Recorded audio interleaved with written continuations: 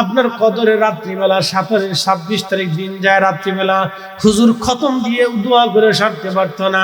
অমুকে এসে বলতো আমার 10 খতম, অমুকে বলতো 5 খতম, অমুকে 3 খতম, অমুকে 2 খতম, অমুকে 10 খতম। কি কথা কন না কেন, জোরে বলেন। মুসলমান, ইতিহাস ঐতিহ্য বলে গেছে কোরআন খতমের প্রতিযোগিতা মুসলমানদের নাই। এত বেদাতের ফিরে মুসলমানদের অবস্থা টালমেটাল চলতেছে। খাপ মনোযোগ দিবেন হাজিরিন। জুবাইদা এতটা পরহেজগার নারী ছিলেন। যদি কোনোদিন আরাফাতে যান তো আরাফাতে যাওয়ার পরে দেখবেন আরাফাত পর্যন্ত একটা নহর আছে 25 কিলোমিটার লম্বা। এই নহরের নাম নহরে জুবাইদা। তিনি হজে আসলেন, হজে এসে দেখলেন আরাফাতের মাঠে হাজিদের পানির জন্য বিরাট কষ্ট হয়, প্রচন্ড কষ্ট হয়। এই নহর জুবাইদা। তখন তিনি মুসলিম মিল্লাতের খলিফার রানী, তিনি ফার্স্ট লেডি যাকে বলা হয়, খলিফার রানী। তখন তিনি ইঞ্জিনিয়ারদেরকে ডাকলেন, মক্কার গভর্নরকে ডেকে বলেন, গভর্নর খুব দ্রুত গতিতে আমার হাজিরা যাতে কষ্ট না পায় এই জন্য একটা ব্যবস্থা করো। ইঞ্জিনিয়ারদেরকে ডাকা আনা হলো। পৃথিবীর সেরা ইঞ্জিনিয়ার সেই সময় আসলেন। খলিফার রানী ডেকেছেন, ইঞ্জিনিয়ার আসলো। কিভাবে এই আরাফাতের ময়দানে হাজিদের পানির ব্যবস্থা করা যায় বলো। তখন তারা বলল 25 মাইল দূরে একটা ঝর্ণা আছে, ওই ঝর্ণা থেকে পানির নহর টেনে আনতে হবে। পাহাড় কেটে কেটে কেটে কেটে সেই দিনে 25 কিলোমিটার ব্যাপী বিরাট বড় একটা নহর বানানো হলো। এই নহরের নাম নহরে জুবাইদা। এখনো পাহাড় গেছে গেছে সেই নহর আছে। আরাফাতের সময় ওই ঝর্ণার কাছে যে নহরগুলি চালু করে দেওয়া হতো, পানি এসে আরাফাতের ময়দানে হাজিদের পানি কাজে লাগতো। হাজিরা আরাফাতের ময়দানে পানি পান করত। সারা জীবনের জন্য খেদমত করে গিয়েছিলেন এই নহরে জুবাইদা করে। সেই মহিষী নারী যার নামে এখনো নহরে জুবাইদা আছে। একবার জোরে বলা যাবে কি আল্লাহু আকবার। আর আমাদের দেশের কিছু বেটিরা আছে ভিক্ষাই দিবার চায় না। আল্লাহ রাসূলের দরবারে এক সাহাবী প্রিয় নবীজির জন্য, নবীজির দরবারে এক সাহাবী নবীজির জন্য এক পেয়ালা দুধ নিয়ে আসছেন। সাইয়েদুনা আবু হুরায়রা বলতেছেন, আমার পেটে খুব ক্ষুধা, খুব অভাব, 3 দিন ধরে না খেয়েছিলাম। ক্ষুধার তাড়নায় সহ্য করতে না পেরে আল্লাহর নবীর দরবারে বসেছিলাম। একজন সাহাবী দুধ নিয়ে আসছে। নবীজি বললেন, আবু হুরায়রা লাব্বাইক ইয়া রাসূলুল্লাহ, দুধের পেয়ালাটা নাও। দুধের পেয়ালাটা নিয়ে সাহাবী, তুমি সবাই নিয়ে দুধ সমানভাবে বন্টন করে দাও। বলে, হুজুর দুধের পেয়ালা একটা, মানুষ আমরা 80 জন, কি করে আমরা দুধের পেয়ালা দুধ পান করাবো? আল্লাহর নবী বললেন, আবু হুরায়রা বিসমিল্লাহ বলে তুমি শুরু করে দাও। আবু হুরায়রা বললেন, বিসমিল্লাহ বলে দিতে লাগলাম। দিতে দিতে দিতে দিতে আমরা 80 জন সাহাবীরা খাওয়াইলাম। একসাথে জোরে বলবেন কি আল্লাহু আকবার। নবীজি নিজেও দুধের পেয়ালা পান করলেন। এরপরে বলেন, আবু হুরায়রা দুধ যা আছে সব তোমার। আবু হুরায়রা বললেন, দুধের পেয়ালা মুখের ভিতরে নিয়ে বিসমিল্লাহ বলে টান দিলাম, পেটটা আমার দুধে ভরে গেল। কিন্তু খাওয়া শেষ হয়ে যাওয়ার পরে পেয়ালার দিকে তাকায় দেখি দুধ যা আছে তাই আছে, কমেও নাই বাড়েও নাই। আল্লাহ নবী বলেন, উম্মতে তোমরা যদি মানুষকে খাওয়াও, আল্লাহ তোমাদের ঘরে দরজাতে রিজিক পাঠাবে। খাওয়ানোর বিনিময়ে খাওয়া, রিজিকের বিনিময়ে রিজিক। মনে আছে না আপনাদের? দানের বিনিময়ে দান, ইহসান দয়ার বিনিময়ে দয়া, ক্ষমার বিনিময়ে ক্ষমা, ক্ষমার বিনিময়ে ক্ষমা, খাওয়ানোর বিনিময়ে খাওয়ান। রিজিক দিবেন, রিজিক পাবেন, রিজিক খাওয়াবেন, রিজিক পাবেন, রিজিক খাওয়াবেন, রিজিক পাবেন। আল্লাহ ডাক দেন, বান্দারে তৃষ্ণার্ত ছিলাম আমি, বান্দা পানি দিলা না আমারে।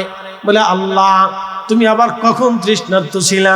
বলে, তোমার প্রতিবেশীর পানির অভাবে কষ্ট হতো, তুমি যদি তার পানির ব্যবস্থা করে দিতা, একটা টিউবওয়েল করে দিতা, পানির ফয়সালা করে দিতা, একটা কুয়া করে দিতা, পানি খাওয়াইতা, বান্দারে আজকে আমি রবের পানি পান করা হয়ে যাইত।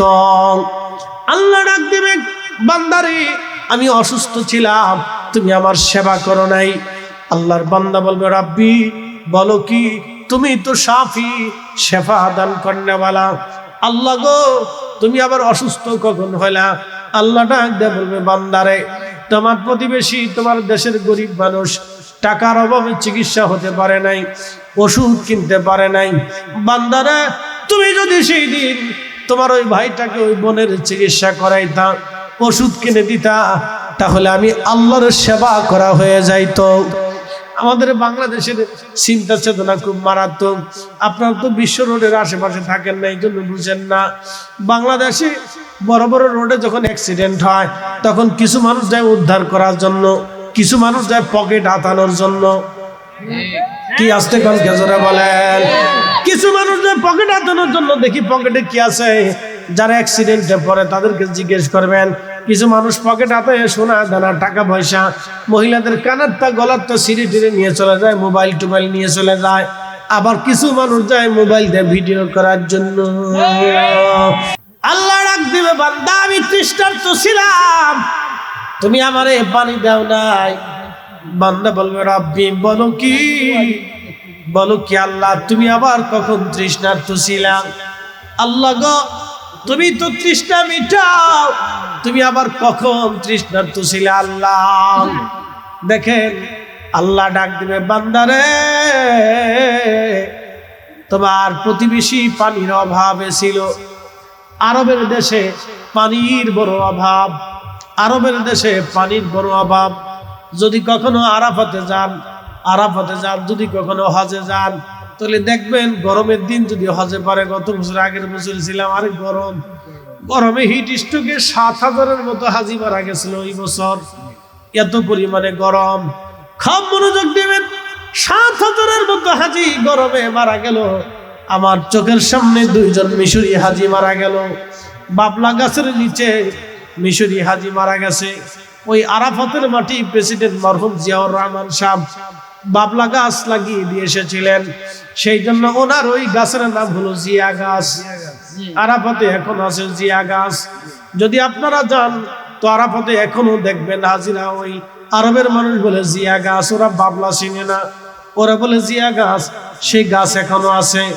ওই গাছগুলি প্রেসিডেন্ট মরহুম জিয়াউর রহমান সাহেব তিনি লাগিয়ে দিয়ে এসেছিলেন, সেই গাছ এখনো আছে।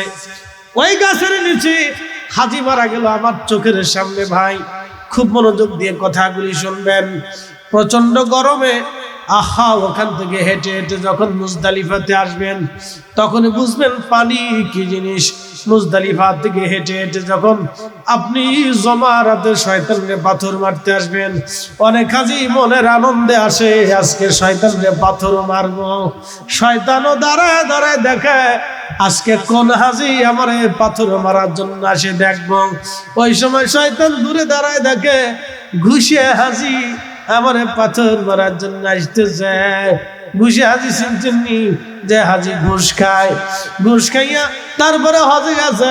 শয়তানের দাঁড়ায় দাঁড়ায় হাসে, কে দোস্ত রে, তুই আমারে পাথর মারার জন্য আসিস রে দোস্ত, তুই তো আমার বন্ধু লাগিস, তুই কেন আজ আমার পাথর মারার জন্য আসলি? শয়তানে দেখে কিছু সুদে হাজি আছে যারা সুদ খায়। 1 লক্ষ টাকা দিলে ওই আপনাদের প্রধান উপদেষ্টা ডক্টর নিরু সাহেবের মতো 1 লক্ষ টাকা দিলে 20,000 টাকা লাভ দিতে হবে। বেড়াকার এনজিওর মতো, আশার বাসার মতো 1 লক্ষ নেবেন, 20,000 টাকা লাভ দিবেন। আবার আমাদের দেশে কিছু ব্যক্তিগত সুদে ব্যবসায়ী আছে, গোপনে গোপনে তারা তলে তলে টাকা দেয়, তলে তলে লাভ নেয়। তাই আস্তে গনকে জোরে বলেন, আছে না নাই? আসেনি? সরাসরি টাকার ব্যবসা, টাকার বিনিময়ে টাকা, টাকার ব্যবসা। কি আরামের ব্যবসা, খালি টাকা দিবার, বসে বসে টাকা গুনবে। বাইরে ভাই, এই টাকা কিন্তু চিরস্থায়ী নাই, যে কবর রেডি হয়ে আছে। আহা, মানসারামপুরবাসী মন খারাপ করবেন না বাবারে, ওই কবর আপনার জন্য রেডি। মাত্র 3 টুকরা কাফন পাবেন। আমার এই ঘড়ি, চশমা, আমাদের সুন্দর পোশাকগুলি খুলে খুলে ফেলে দেওয়া হবে। বাজার থেকে সাদা কাপড় নিয়ে আসা হবে। 3 টুকরা কাপড়, ব্যাংকের মধ্যে হাজার হাজার কোটি টাকা পড়ে থাকবে, মাত্র 3 টুকরা কাফন পাবেন। আপনার জমি যদি হাজার হাজার কোটি বিঘাও থাকে, মাত্র 3.5 হাত জমিন বরাদ্দ হবে। 1 ইঞ্চি বেশি হবে না, কম হবে না। আজকে যারা গোরস্থানে টাকা দিয়ে গেলেন তারা মূলত আপনার নিজের জন্য টাকা দিয়ে গেছেন, দুনিয়ার কাউরে আপনি টাকা দেন নাই। বাড়ি যত সুন্দর করেই বাড়ান, 3.5 হাত গোরস্থান আপনার জন্য রেডি। আপনি যত সুন্দর প্রাসাদ বানান না কেন, আপনার 3 টুকরা কাফনের কাপড় রেডি।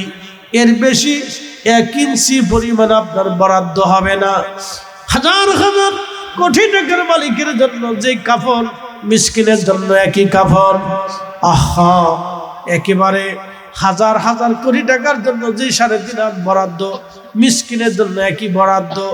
বানানি গুলশান গোরস্থানে, আজিমপুরের গোরস্থানে যায় দেখেন, হাজার হাজার কোটি টাকার সম্পদের মালিক ঘুমাই রয়েছে কবরের পাশে। আজকে যাওয়ার কেউ নাই। আমার দিকে তাকান। আমার ইমাম সাহেব হুজুর বললেন, হুজুর করোনার সময় একজন কোটিপতির জানাজা পড়াইলাম, করোনায় লোকটা মারা গেল, গোসল আমরা করাইলাম, কাফন আমরা পরাইলাম, জানাজা আমরা পড়াইলাম, কবর আমরা খনন করলাম। ছেলেটাকে 10টা বার ফোন দিলাম, বেটারে আপনার আব্বাকে কবরে নিয়ে যাব, একটা নজর বাবাটারে দেখে যান। ছেলে 10টা বারই জবাব দিল, হুজুর আপনারা কাজ সেরে দেন, বাবার করোনা, আমি যেতে পারবো না। বাস্তবতা এটা, চরম বাস্তবতা। করোনার সময় মানুষ চিনে গেছে, করোনার সময় মানুষ চিনে গেছে। বাবার করোনা হয়েছে, আমি দেবো না। বাঞ্ছারম পরবাসী, তাহলে বলেন সুদ খাবেন কার জন্য? বলেন আপনি কার জন্য আপনি খাবেন? কার জন্য আপনি সম্পদ করে যাবেন? কার জন্য টাকা করে যাবেন? কার জন্য জমিন করবেন? কার জন্য বাড়ি বানাবেন? কার জন্য অবৈধভাবে এগুলি করবেন? কার জন্য হারাম উপার্জন করবেন? কার জন্য অন্যের জমি মারবেন? কার জন্য অন্যের মাথায় বাড়ি মারবেন?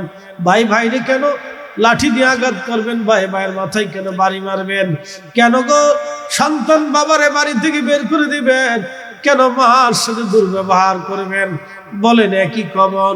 বাদশাহ क्या फकीर हो, सबको एक ही ठिकाना। বিশ্ববিখ্যাত পাগল আহা মজজুব হযরত বাহাদুর রহমাতুল্লাহ আলাইহি, তিনি শুধু পাগল ছিলেন না, তিনি মজজুব একজন আল্লাহর ওলি ছিলেন।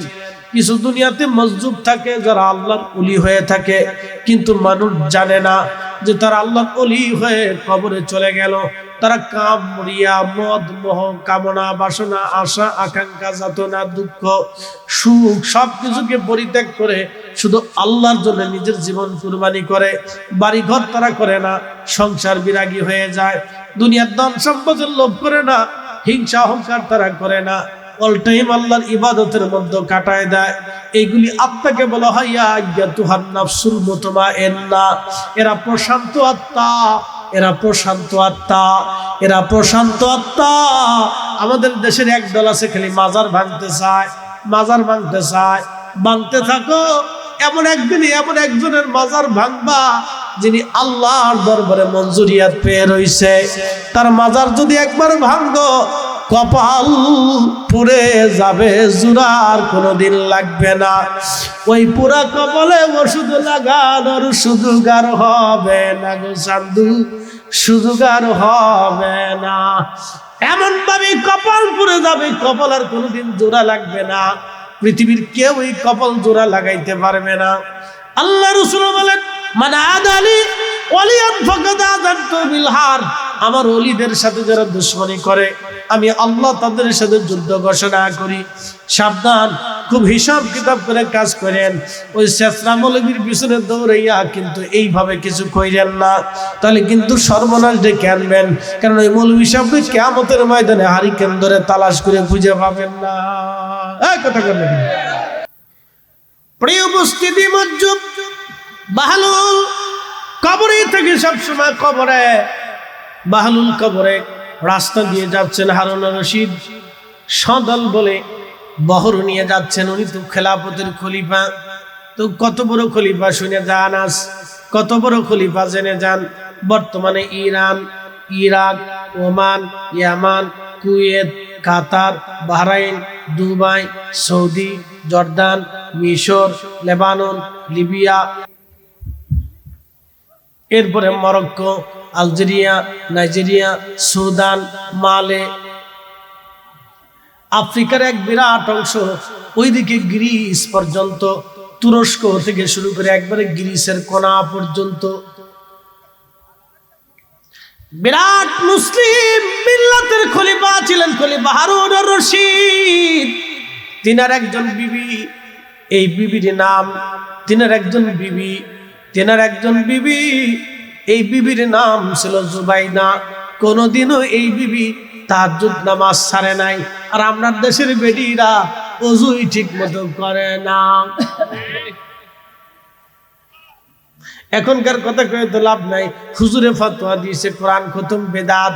এখন মহিলারা চিন্তা করলো তাহলে আর দরকার নাই, এখন ফেসবুক যত টিপার দরকার টিপতে থাকি। আগে ঘরে ঘরে কোরআনের আওয়াজ আসতো নারীদের কাছ থেকে, এখন মহিলারা কোরআন পড়ে না। সামনে রমজান আসতেছে, সারা রমজানে কে কত খতম দেয়, বাড়ি বাড়ি থেকে নারীদের কাছ থেকে কোরআন আমরা ছোটকালে দেখেছি।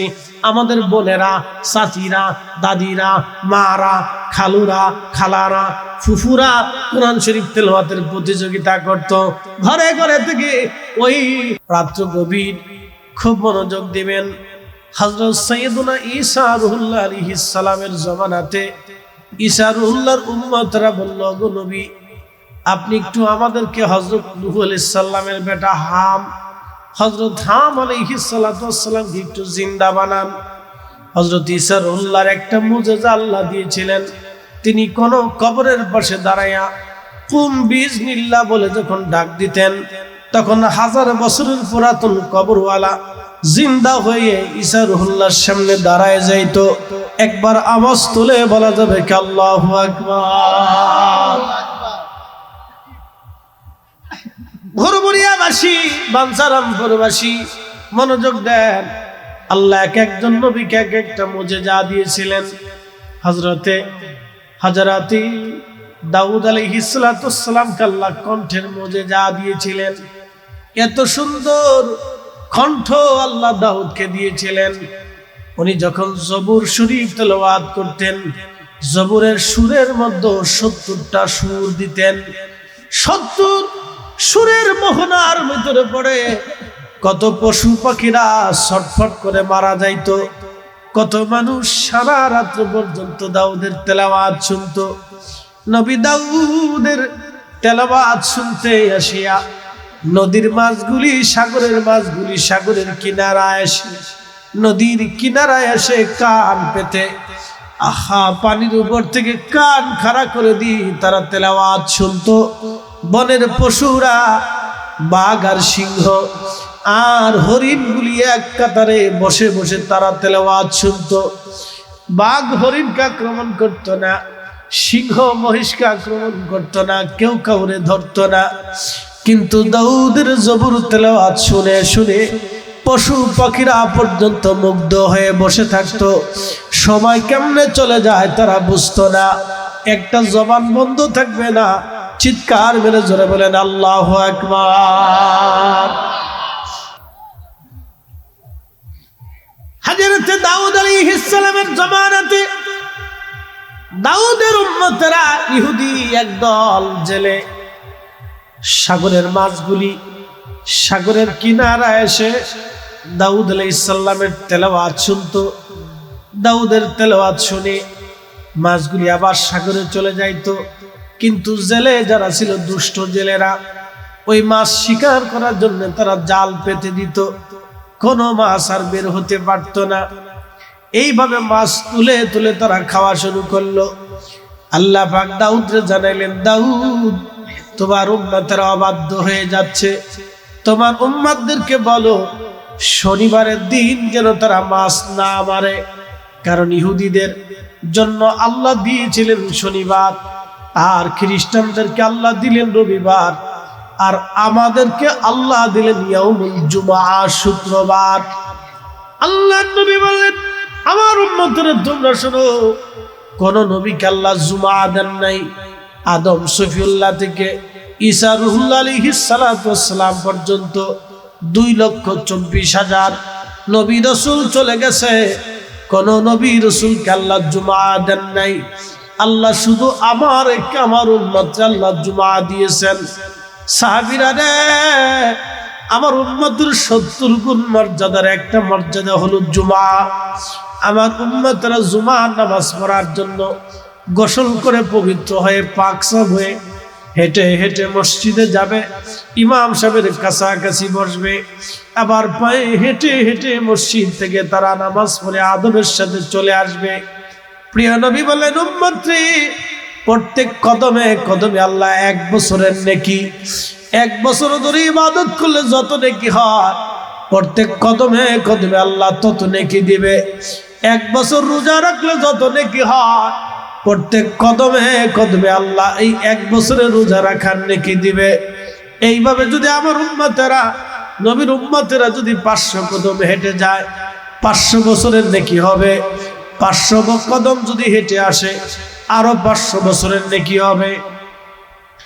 1000 কদম যদি প্রত্যেক জুমাতে মুসলমানরা হেঁটে হেঁটে নামাজে যায়, তাহলে 1000 বছরের নেকি আমার আল্লাহ দিবে। যদি 2000 কদম হাঁটে, 2000 বছরের নেকি হবে।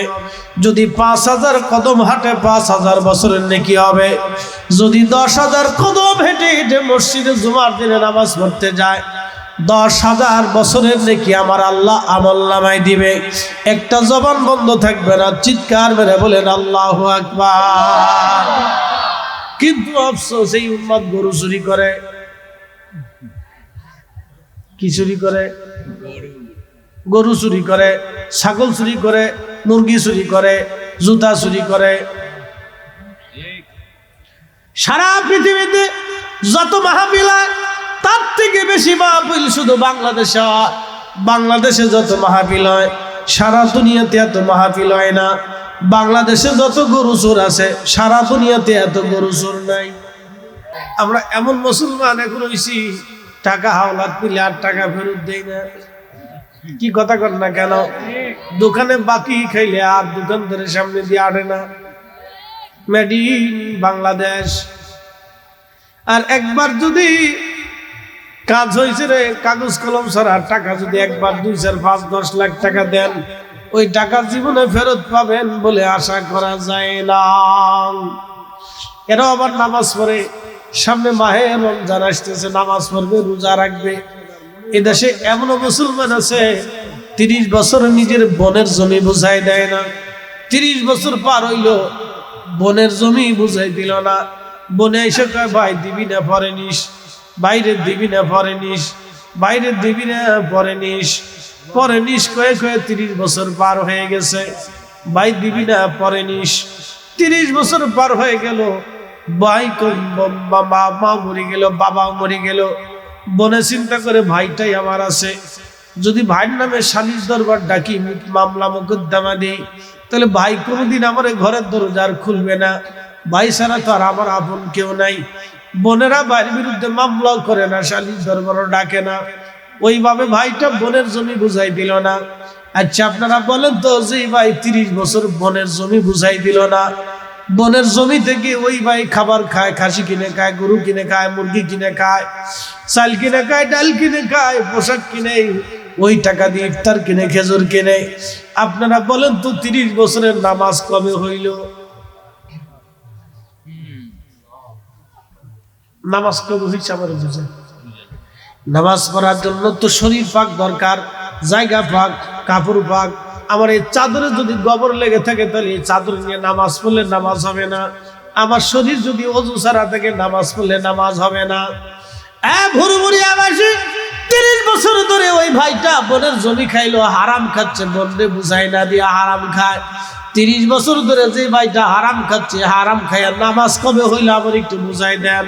সে যদি হজে যায়, হজ কেমনে হইলো তাও আপনি আমারে বুঝান। সে যদি রোজা রাখে, তো রোজা কেমনে হইলো আপনি আমারে বুঝান, কারণ তার ভিতরে নাপাক। এই যে আমাদের দেশে একটা পাহাড় আছে মাউন্ট এভারেস্ট, ওই নেপালে আছে। অনেকে মাউন্ট এভারেস্ট দেখার জন্য নেপাল ভ্রমণে যায়। আমি দার্জিলিং গিয়েছিলাম মাউন্ট এভারেস্ট দেখার জন্য। একবারে শিলিগুড়ি থেকে 70 কিলোমিটার মতো রাস্তা হবে। দার্জিলিং যাওয়ার আগে একটা শহর আছে ঘুম, ঘুমে মেঘ উড়ে উড়ে উড়ে উড়ে আসে, ঘুমে মেঘ উড়ে আসে, খুব সুন্দর আমি জুব্বা জাব্বি গাই দিয়ে এইভাবে গেছি। তখন ওই যে ওই জায়গায় তো আবার ওই ইউরোপ সিউরোপ বিভিন্ন দেশ থেকে আসে না, তো ওরা খেলে আমার দিক চাই থাকে যে হুজুর করতে গেছি। তো হুজুর করতে আমি মালয়েশিয়াতে গেছি, তো চাইনিজ বেশি মালয়েশিয়া, তেরা দেখে যে হুজুর করতে আসলো। আবার গেছি মালদ্বীপে, আমি ডানে বামে দেখছি আমি ছাড়া জুব্বা লাভ কেউ নাই, সব জুব্বা খালি আমার, সব এন্টু পেন্টু, বুঝতে পারছেন? তো আমি ছাড়া তো আর কাউরে দেখি না, সব এন্টু পেন্টু। তো আমি সব খেলে আমার দিক চাই থাকে যে উনি করতে গেছে। তো অনেকেই আমি লম্বা ওরা দেখে মনে করি মানে আরব থেকে আসছে, বুঝছেন? তো জুব্বা চাপি গাই দিয়ে ভাবি যে এটা মানে আরব থেকে আসছে। তো আমি ছাড়া আর কোনো জুব্বা যাবি না। কিন্তু একটা জিনিস দেখলাম, ওরা সিটারি বাটপারি করে, মারহাবা বলবেন না? দুঃখাবাজি নেই, খাবারে কোনো ফরমালিন কোনো বিষ টিস নেই। আমরা এই যে খাবারের ভিতরে চিন্তা করি যে কি খাই, বুড়িগঙ্গার পানি খাই না দুধ খাই, ঢাকায় আমি নিজেও কল্পনা করতে পারি যে কি খাই। কালকে দেখলাম ডাবরে কাইটে, ডাবের ভিতরে ইনজেকশন মাইরে তারপরে মেডিসিন মারতেছে, তারপরে তরমুজের ভিতরে ইনজেকশন দিয়ে তারপরে তরমুজের লাল বানায়, বুঝতে পারছেন? বিষ খাওয়া, বিষ। ওদের ধরে ধরে হাত কেটে দেওয়ার দরকার, কারণ ওরা মানুষে ক্যান্সার বানাইয়া কিডনি নষ্ট করে। শোনেন, প্রতিবেদন আসছে সারা বাংলাদেশের 3.5 কোটি মানুষ কিডনি রোগের সাথে আক্রান্ত, ঘাসি রোটার। এদেশের প্রত্যেক মানুষের ডায়াবেটিস আছে, কারো হয়েছে কারো হবে, তালিকায় রয়েছে। অনেক মানুষ তালিকায় রয়েছে ডায়াবেটিস হবে। ডায়াবেটিস আসার পরে মানুষের হার্টের সমস্যা হয়, প্রেশারের সমস্যা হয়, মস্তিষ্কের সমস্যা হয়, আরো নানান ধরনের রোগ জটিলতা আসে। কিছু রোগ আছে এগুলি বর্ণনা করা যায় না, মারাত্মক রোগ আসে শরীরে। এই ডায়াবেটিস গুলি কেন আসে জানেন? ভেজাল খাবারের কারণে। কারণ আমরা যেটা খাই এটার ভিতরে পুষ্টি আসে না। কি খাবেন আপনি? আম গাছের ফলে গাছের ভিতরে ফরমালিন মারতেছে স্প্রে করে, তারপর আনারসে মারে, ফলে মারে, খাবারে মারে, পানির ভিতরে ভেজাল। কি খাবেন আপনি? দেশে কেউ দেখার মতো নেই। এগুলি দেখলে আপনার গা শিউরে উঠবে। মাঝে মধ্যে ভোক্তা অধিদপ্তরের অভিযানগুলি দেখবেন, তখনই বুঝবেন যে কি পরিমাণে মারাত্মক তারা বিষাক্ত কেমিক্যাল। কোন রঙের খাবার বাচ্চাদেরকে খাওয়াবেন না, অনুরোধ করে গেলাম। যে খাবারের ভিতর রং আছে, লাল কালার, নীল কালার, চিঙ্গু পঙ্কু কালার, কোনোদিন এটা খাওয়াবেন না। এই বাচ্চারা, রঙের খাবার খাওয়া না। রঙের খাবারের ভিতর কেমিক্যাল মারা থাকে। যত পারেন এড়ায় চলবে। বেশিরভাগ দেশীয় ফল টল এগুলো বেশি করে খাওয়াবে। খাবেন না তো। এই বাঙালিরা আবার বদ অভ্যাস আছে, এটা চকচক না করলে পছন্দ করে না। কলা যদি চকচক করে মনে করে এটা বেহেস্ত থেকে গেছে, এটা দাম করতে 60 টাকা, অসুবিধা নেই দাম। আর যেটা অরিজিনাল ফর্মালিটির মিললে এটা তো দেখতে ভালো দেখা যায় না। এটা কেছে আসা তোমার কলার ডগ বালা, কি কথা ঠিক আছে না? চাচা তোমার কলার ডগ বলে না, চাচা তো অরিজিনালটা নিয়েছে মুরব্বী, বোকা শোকা মানুষ। এটা চিন্তা করে আল্লাহ আমি কোন জগতে আসলাম, আমার বালা জিনিসের দাম নেই। কিন্তু যেটা ফরমালিন ধরা ওটা কিনে নিয়ে চলে যেতেছে, ঘেথার ঘেথার করে কিনতেছে, বেডা বেডি টোনা টুনি সব কিনতেছে। এই জন্য বাজারে যদি যান তাহলে মুরব্বী চাচা যারাই অরিজিনাল ফল টল আনে, খাবার টাবার শাক, ওনার কাছ থেকে কিনে নিয়ে আসবেন। যদি 2 টাকা বেশি দেওয়া লাগে, 10 টাকা বেশি দেওয়া লাগে, তাও দিয়ে নিয়ে আসবেন। এটা অরিজিনাল। আমি পাইলে ছাড়ি না, ভরাত করে কিনে নিয়ে চলে যাই। ওকে দাও চাচা, কাকু দাও, তোমারটা অরিজিনাল, সব ডুপ্লিকেট। আমি মধুপুরে আনারস কিনতেছি, যে ওরে ছাপা, তাহলে যে 2টা আনারস দাও ভাই, তোমাদের বাজার থেকে দাও, এই বাগান থেকে কেটে দাও, কোনো কিছু লাভ নেই। বাগানেরটাও ঢাকার ঠাকটা, ওর কারণ কি? গাছে ফরমালিন মারছি। আমি শোনার পরে সেদিন থেকে আনারস খাওয়া বাদ দিয়েছি, খেলাম না, শুধু পানি খাবো, তাও ভালো। পরে শ্রীমঙ্গল টিমঙ্গল গেলে, ওখান থেকে গেলে 2-1টা মাঝে মধ্যে খালি খাই, না খেলে না খাই। কি তা করতে? ক্যান্সার, বাংলাদেশে প্রচুর পরিমাণে ক্যান্সার রোগী আসতেছে, ক্যান্সার একটার পর একটা। একটু গা হচ্ছে, গা হওয়ার পর থেকে ক্যান্সার এসে যাচ্ছে, খুব ভয়াবহ। আচ্ছা কোন তো আগে আমাদের ছোটকালে কত ফা কাটছে, শামুকে কাটছে, গুতাই কাটছে, এটাই কাটছে, সেটাই কাটছে, কাটছে না ভাই?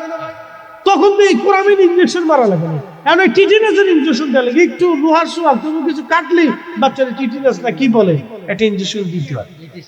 হ্যাঁ, এটিএস নি আর টিটিনাস কে দিছি, ওতে এটিএস যাই কর। আচ্ছা আমরা ছোটকালে তো ইঞ্জেকশন দেওয়া লাগছে, লাগছে নি? লাগে না, আমরা ছোটকালে লাগে। কত ফা কাটছে, খেলতে যাইয়া সামগ্রিক কাইতে সারাই পড়ে গেছে। এই যে এখানে দেখলে কাটা কাটা, কত কাটার দাগ। ছোটকালে বিরাট বুজুর্গ ছিল, বুঝছেন, আমার শরীরে খালি কাটার দাগ দেখবে, বিরাট বুজুর্গ ছিল, বিরাট বুজুর্গ আছে, খালি কাটার দেখবেন, আমার সারা শরীরে কাটার দাগ, জায়গায় জায়গায় কাটার দাগ, পা দিয়ে নিচ দিয়ে উপর দেখলে শুধু কাটার দাগ দেখবে। তো ওই সময় তো টিটেনাস মেডিসিন যে কাইটে কুইটে ফাইডে ফুটে গেছে, তারপর ইনজেকশন দেওয়া লাগে না, এখন একটু হলেই এটিএস দেওয়া লাগে। বাচ্চাদের এটিএস না দিলে একটা না একটা দুর্ঘটনা ঘটে যাবে। তার মানে বোঝা গেল শুধু ভেজালে ভেজালে ভেজালে ভরিয়া শরীরটাও ভেজাল হয়ে গেছে। কি কথা ঠিক আছে নি? এটা বুঝে সুঝে চলেন। আল্লাহ আমরা বুঝে সুঝে চলার তৌফিক দিক, জোরে বলে না আমি না আরো জোরে বলে আমি শেষের দিকে জানি ডরায়ের মাঝে শেষ করে দিতেছি। তারপর কাছে আসেনি ও এর লেগে পোলাপানে বসে গেছে, এর লেগে পোলাপান দিয়ে বসে গেছে। ঘটনা কি, ওরা শুয়েও রয়েছে, একদল দেখছেন নি শীতেও রয়েছে, কিন্তু আজকে মরে যাবো তো তারপর ছাড়া যাইতাম না।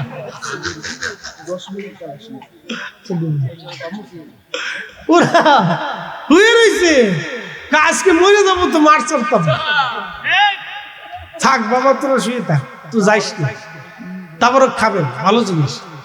এটা আল্লাহর উদ্দেশ্যে রান্না করেছে, মারহাবা কর। কার উদ্দেশ্যে? তো বাড়ির খাবার আর মাহফিলের খাবার এক না, এটার ভিতর রোগের শেফা থাকে, নিয়ত করে খাবেন, রোগের শেফা থাকে এটার ভিতরে। এই খাবারের ভিতর আল্লাহ বরকত দিয়ে রাখে। তাবারক ও খালি বেদাতের ফতোয়া মারতেছে না, ও সাতার ফতোয়ার গোষ্ঠী কি, ওগুলো বাদ দেন, এক পাশে সাইড করে দিন, দূর কথা। কি কথা ঠিক আছে নি? এটা ফতোয়া চলবে না, ওগুলো বাদ দেন, দূর কথা। তুই মুসলমানদের খাবার থেকে, রিজিক থেকে বঞ্চিত করতেছিস। শয়তান আল্লাহ রাসূলের দরবারে মসজিদে নববীতে সাহাবীরা খেজুর গাছের কাঁধি খেজুর গাছের খুঁটির সাথে বেঁধে রাখতেন, সাহাবেরা যাইতেন খেজুর খাইতে। পারের ডাক পড়িলে পাহরা পারের ডাক পড়িলে পার হবে তুই কি দিয়া ডুবল বেলা দেখনা চাহিয়া। আল্লাহ আল্লাহ আল্লাহ আল্লাহ আল্লাহ আল্লাহ বজ পাগলা রে ডুবল বেলা দেখনা চাহিয়া। আল্লাহ আল্লাহ আল্লাহ আল্লাহ আল্লাহ আল্লাহ পর পারে ডাক পড়িলে পর পারে ডাক পড়িলে পার হবে তুই কি দিয়া ডুবল বেলা দেখনা চাহিয়া। আল্লাহ আল্লাহ আল্লাহ আল্লাহ আল্লাহ আল্লাহ আল্লাহ আল্লাহ সাদের জীবন হেলাই হেলাই শেষ হইতে চলিল, নামাজ রোজা জিকির ফিকির কিছুই নাহি হইল, রং তামাশা দিন কাটাইলা, রং তামাশাই দিন কাটাইলা, আল্লাহর তালাশ করলা না যা ডুবল বেলা দেখনা চাহিয়া। আল্লাহ আল্লাহ আল্লাহ আল্লাহ আল্লাহ আল্লাহ আল্লাহ বজ পাগলা রে ডুবল বেলা দেখনা চাহিয়া। আল্লাহ আল্লাহ আল্লাহ আল্লাহ আল্লাহ আল্লাহ আল্লাহ আল্লাহ নবীর কালেমা নামাজ রোজা পথের সম্বল করিয়া, সামনে চলে রে আবুজ মনে রে আল্লাহ আল্লাহ বলিয়া। আল্লাহ বিনে নাই রে অপায়, আল্লাহ বিনে নাই রে অপায়, দেখ শুনে মন ভাবিয়া ডুবল বেলা দেখনা চাহিয়া। আল্লাহ আল্লাহ আল্লাহ আল্লাহ আল্লাহ বজ পাগলা রে ডুবল বেলা দেখনা চাহিয়া। আল্লাহ আল্লাহ আল্লাহ আল্লাহ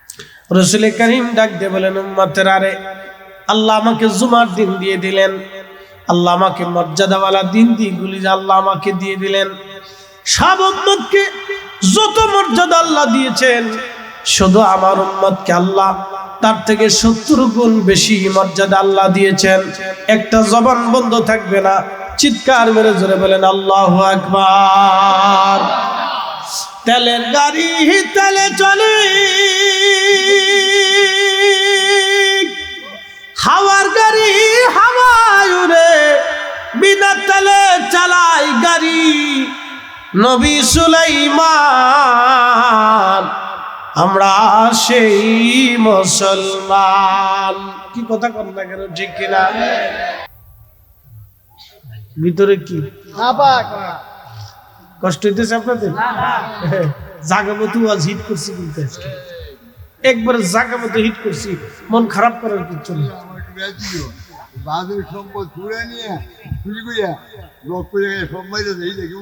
ও তো একই কথা, কথা একই। আল্লাহুম্মা সাল্লি আলা, আব্বা বুঝছি বাবা বুঝছি, বসো।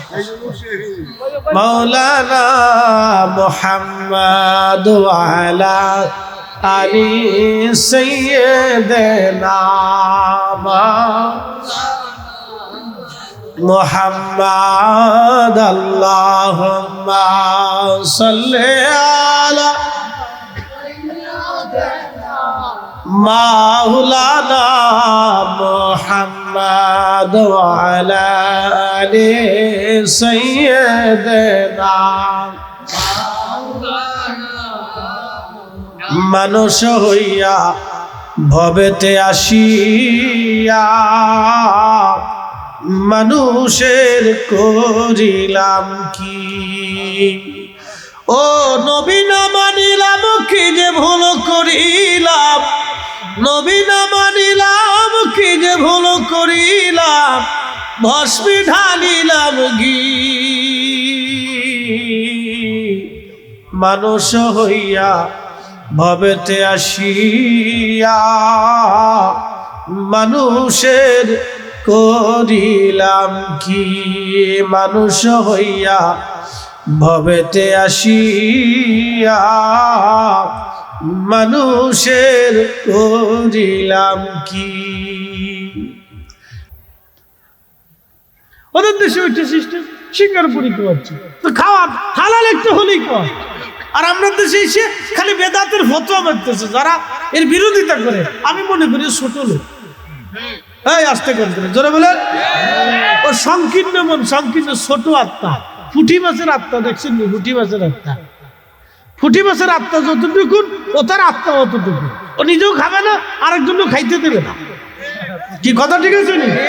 ও নিজেও খাবে না, আরেকজনও খাইতে দেবে না। এটার নাম হচ্ছে ছোট লোক, পুঁটি মাছের প্রাণ। আত্মা ছোট, ও বখিল। সুখ পাবেন না,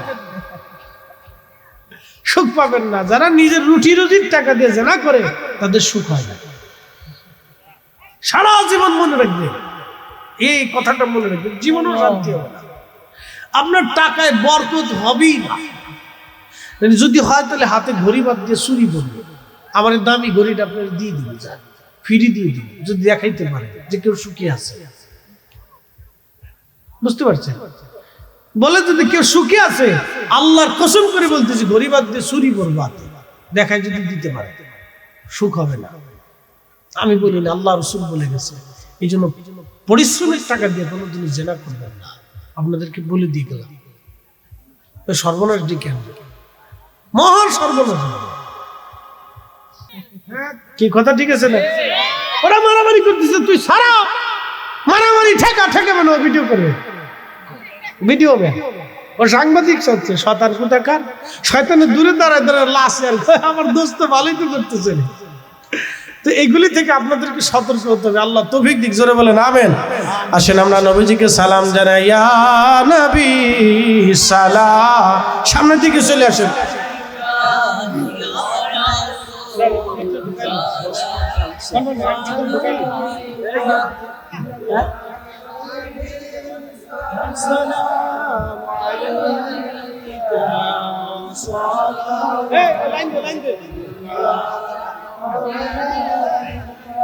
سيدي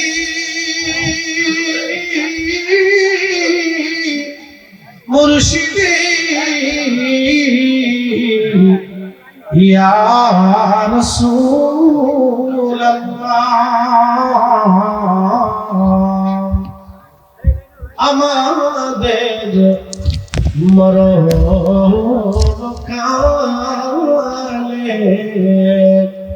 নবীজি আপনাকে শিওরে পেলে থাকবে না মরণ যন্ত্রণা এই শুধু মনের বাসনা ইয়া নবী।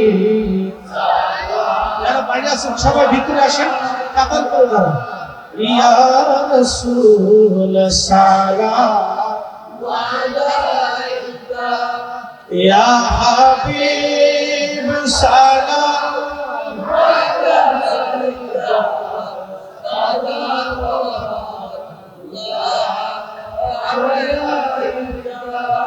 नहीं दुजहा में ये मिसाल मोहम्मद পাবেন পাবেন এই কথা কেন পাবেন।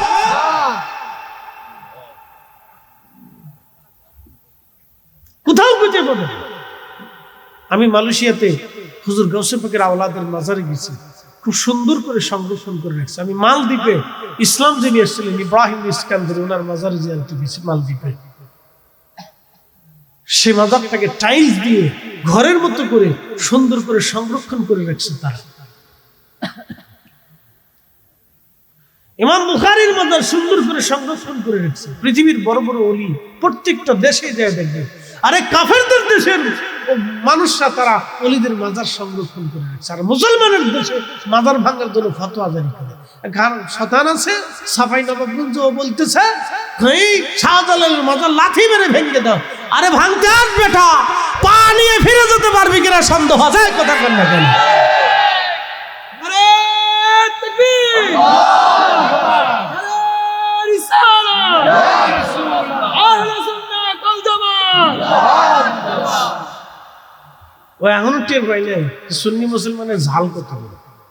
এরা চেতে না, একবার চেতলে কিন্তু আর রক্ষা নেই। মহিষ সহজেই চেতে না, যদি একবার চেতে তো পুরা গ্রাম আন্দার। কি কথা ঠিক আছে নি? চেতে না, একবার চেতলে পুরা এলাকা আন্দার। অলিরা চেতে না, যদি একবার চেতে তাহলে কিন্তু সর্বনাশ। অলিদের রুহানি সন্তানরা চেতে না, যদি দেওয়ালে পিঠ থেকে যা তুই এমন চেতে চেতবে যে পিঠের চামড়া পর্যন্ত সাথে রাখবে না।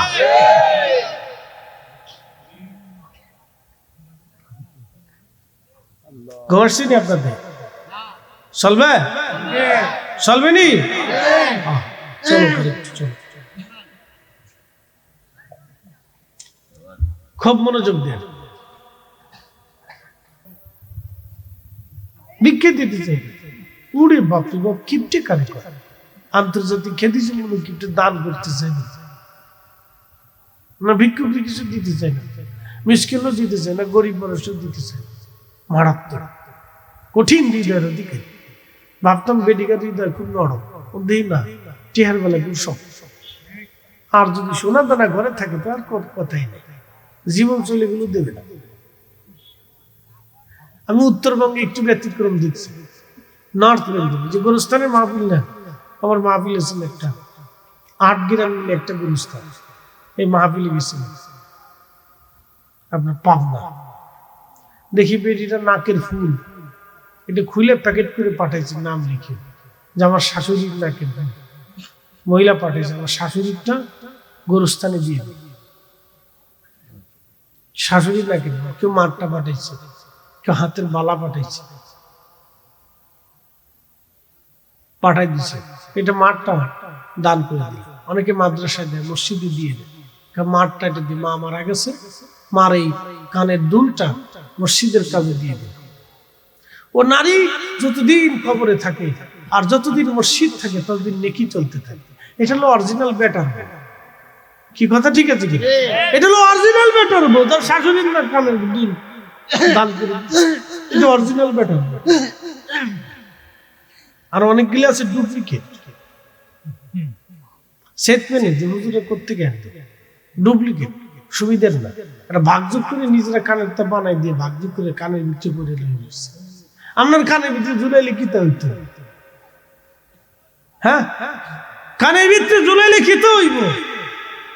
এটা মসজিদে দিয়ে দেন।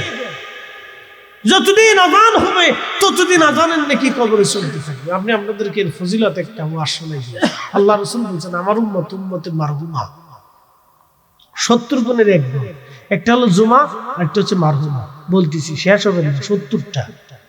একটা হচ্ছে জুমা আর একটা হচ্ছে মারহুমা। সাহাবায়ে কেরাম বললেন হুজুর মারহুমা কি? মারহুমা জুমা। সাহাবায়ে কেরাম বললেন হুজুর মারহুমা কি? নবী বললেন আমার উম্মতেরা গুনাহ নিয়ে নেকি কবরে যাবে, নেকি নিয়েও কবরে যাবে, কিন্তু কিয়ামতের ময়দানে গুনাহ মাফ নিয়ে উঠবে আর উঠে দেখবে তার উহুদ পরিমাণের নেকি জমা হয়ে গেছে। যেমনি করলেন মনে হয় যে আপনারা ঘুমায় ঘুমায় পাবেন। জোরে বলেন আরো জোরে। এটা কি দারুণ কথা না? যে গুনাহ নিয়ে কবরে যাবে, নেকি নিয়েও কবরে যাবে, তো গুনাহ মাপ নিয়ে উঠবে, নেকি উঠে দেখবে আপার পরিমাণের নেকি।